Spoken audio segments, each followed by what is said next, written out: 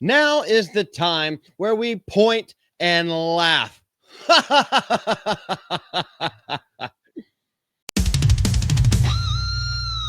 And what we're talking about is the Star Wars series. Again, yes, Rian Johnson's Star Wars trilogy. It has finally come out because he's been teasing it. Kathleen Kennedy has been teasing it. Dave Filoni has been teasing all these kind of things. The David Benioff and David Weiss kind of thing. They have been teasing all of these trilogies for so long, holding on to the hope that they could bring Star Wars back down to earth. Well, that's never where it was going to be in the first place. We knew this, but now we have confirmation. Let's go straight into this article. But before we do that, so I guess we're not going straight. We're going a little bit wonky. Please hit that subscribe button if you like anything that you see here on this channel. And we will get into it. This is going to be a shorty because we have talked about it so many times before. Rian Johnson finally confirms his Star Wars trilogy is dead. Dead in the water, swimming with the fishies, face down, ass up on the surface. There you go, Egghead. Rian Johnson has finally said the quiet part out loud. His Star Wars trilogy isn't happening. And he says this actually himself. Okay, so it's not verbatim. Just want to let you guys know that. It's not verbatim, but speaking on Radio Andy this week, the Knives Out filmmaker, because that is what he is most proud of, and that's what he wants to do more, offered one of the clearest updates yet on the long dormant project, confirming that it's not in active development, hasn't been for years. It was never going to happen. After the fallout of The Last Jedi, it was never going to happen. It was teased, probably because Kathleen Kennedy came to tears after seeing that kind of stuff, after seeing the Holdo maneuver. It's all flash and no substance. I've had my hands kind of full making these when you're talking about the asked about a Star Wars trilogy. Oh, goodness. He's had his hands pretty full. I made a whole other trilogy of Knives Out movies. Making The Last Jedi was like the best experience of my life because you had free money. Because it became your original IP. But goodness, you had money to play with Disney. Now, the Knives Out things are not funded by Disney, so he had to be a little bit more intricate in the way that he designed those things. Making The Last Jedi was like the best experience of my life. And I'm still tight with the folks at Lucasfilm. So you get Kathleen Kennedy coffee now. The roles have reversed. We're not actively working on it right now, but if down the line it makes sense to come back to that universe, I'd be thrilled. Let me tell you something, brother.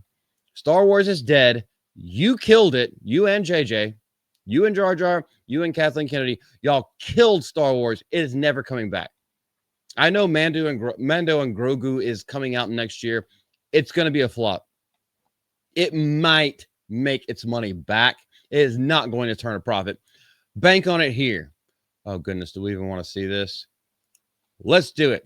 By the way, what is the status, Ryan, of your undeveloped, untitled Star Wars trilogy project? Well, right now I've had my hands kind of full making these. Yeah. I made a whole other trilogy of Knives Out movies. So, right. Yeah. I mean, making The Last Jedi was like the best experience of my life. And I'm still tight with the folks at Lucasfilm.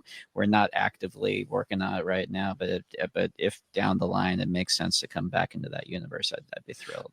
Adam Driver said he wanted to make a Ben Solo movie, and he got turned that. down by Disney. I have no idea what happened with any of that. But you have no idea. You killed the characters, motherfucker. That's exactly what happened. Also, listening to him talk rather than seeing like the dictated speech typed out, he just fumbles over his words so much. It's like he's trying to hide something, not hiding that he's actually going to go forward with a project, but hiding something as in like he is a timid little schoolboy because he is way out of his depth. He knew that he got given a bunch of money to play with. It's like somebody that hits like the pick 3 in the lottery and they get a few $1,000s that they've never had before as way more than their normal monthly paycheck. And then they go and they just blow it on frivolities. That's exactly how Rian Johnson treated Star Wars. Little egghead motherfucking bitch. That's about as polite a burial as one can give a film series. The Rian Johnson Star Wars trilogy has been a ghost project ever since its announcement in 2017 because they saw the box office returns from The Last Jedi. Here we are 8 years later, and he has now joined the growing list of creators who Lucasfilm projects were loudly announced, heavily promoted, and then quietly mothballed without so much as a formal obituary. Boom! Who wrote this? Marvin. That's my boy Marvin. That is a great way of summing this all up. Bruh. You got some pep in your step after y'all partner with Geeks and Gamers. The Vanishing Act. How Lucasfilm keeps announcing but rarely delivering. What do you mean how they do it? They have to keep the hype up. They pay the shills on the side a pittance because they get the AdSense revenue from the people that come out on Twitter and go to the Disney parks. They get their money from that. They pay them a pittance to shill for them, give them some free shit, and say, be happy at this point, cry at this point, rage out at this point.